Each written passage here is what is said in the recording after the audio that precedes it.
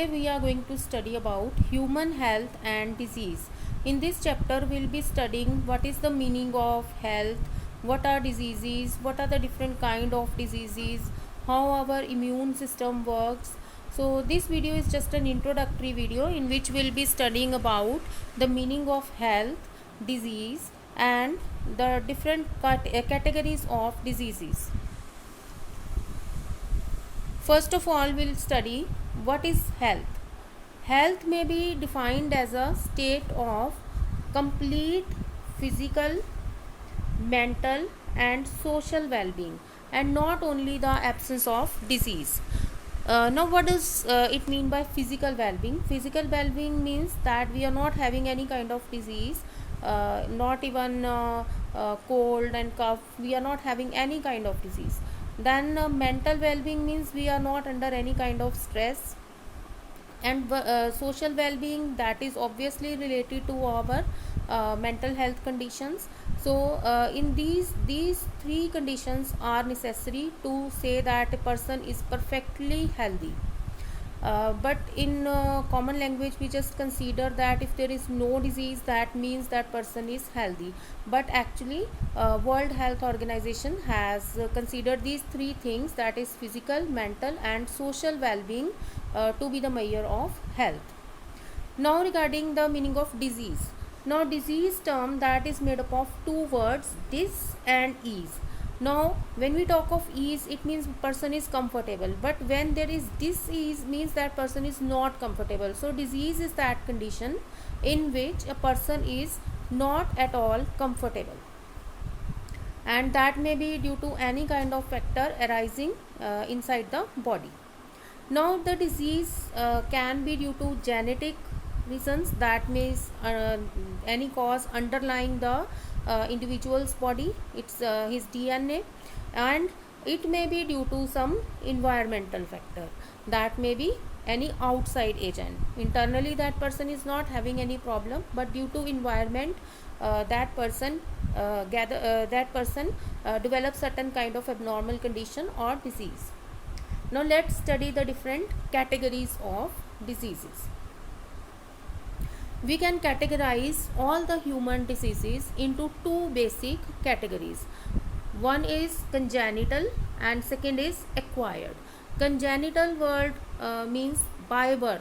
Any individual is having any disease due to genetic reason, that is called as congenital disease.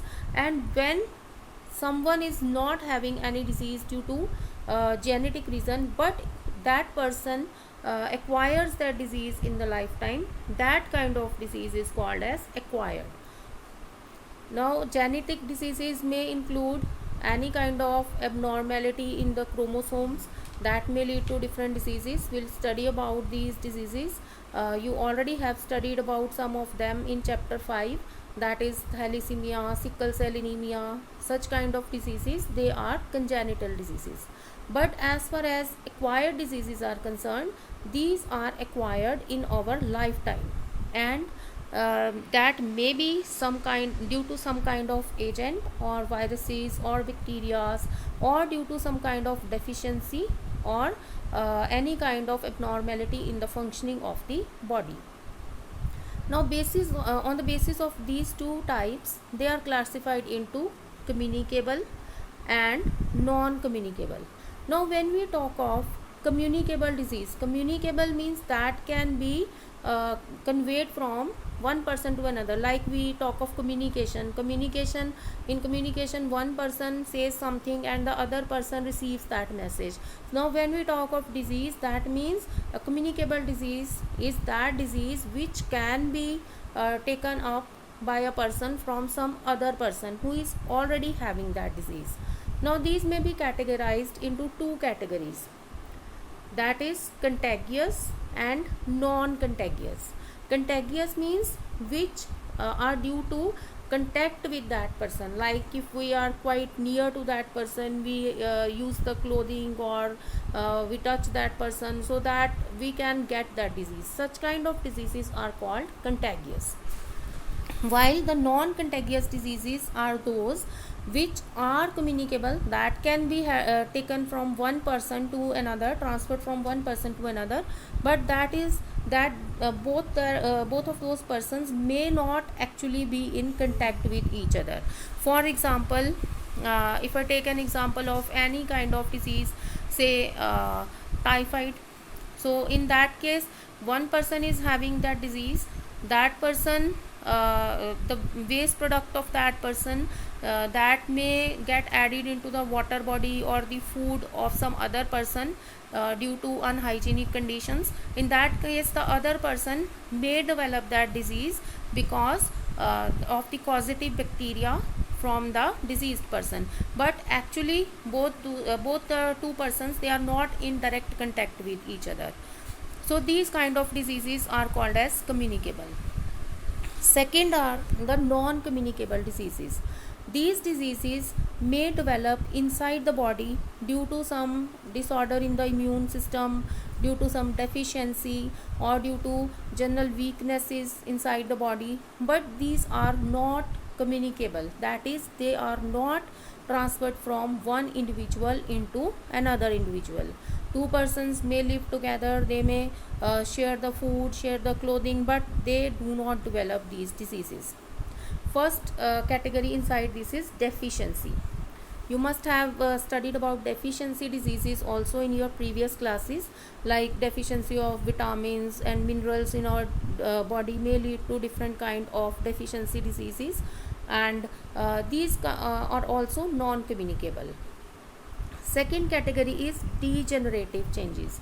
Now degenerative changes come to our body after a certain age. In the old age, all the body parts, they start having degenerative changes inside it, that may lead to different kind of diseases related to the various organs. Then third category inside is allergic disease. Allergic disease may develop due to malfunctioning of the immune system of the body, but those diseases are also not communicable. Then cancer. Cancer is also a non-communicable disease. It develops due to the uncontrolled division of the body cells. Then is mental diseases. These are also non-communicable diseases. These arise due to malfunctioning in the production of different hormones or chemicals inside the brain. Then is addiction. These diseases develop due to the addiction of different things like tobacco, alcohol, or drug addiction. So these chemicals, they alter the functioning of the body and lead to the development of different diseases. So these are basically different categorization of diseases. Now in next lecture we'll be studying about some of the diseases. Thank you.